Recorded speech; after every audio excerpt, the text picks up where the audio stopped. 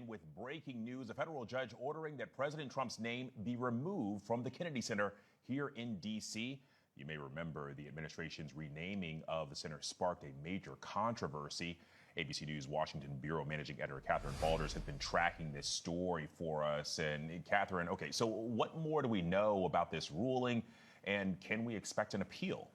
I am sure that the Trump administration would be appealing this. We haven't heard from them yet. There hasn't been any comment from the president or the Department of Justice or anything like that, but I would imagine they would appeal it. You see that right there, that image, the Donald J. Trump and Kennedy Center right there. That has been up for quite some time. The judge ruled that that needs to come down, that signage needs to come down within 2 weeks.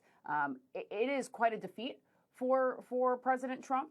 We obviously will see what he says about this and whether he will appeal. But it's worth pointing out that not only did the judge rule against the center's renaming, he also said the board has to vote again before the closure can happen because he determined the trustees weren't given enough information in advance of their vote to fulfill their obligation, if you will. So it really is a scathing ruling for the Trump administration. And of course, the judge also said that the closure of the Kennedy Center can't move forward as planned.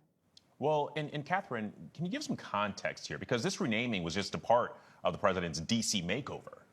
Yeah, it has been just a part of the president's D.C. makeover. You know, he's also named other buildings after himself. The Institute of Peace, for example, has his name on it. There is a big banner with President Trump's face on it hanging outside of the Department of Justice, of course, an agency that typically is supposed to be a bit independent from the executive itself, from the president itself, and now has a big photo of him there. Of course, he's done many other things in terms of the makeover, the ballroom, the arch that he's discussed building and breaking ground on ahead of America's 250th birthday. So again, this is just one of the many projects that Trump has in the works or has at least in part renamed. So we'll see what happens going forward with this. But again, I can imagine that the administration will be appealing this in some form.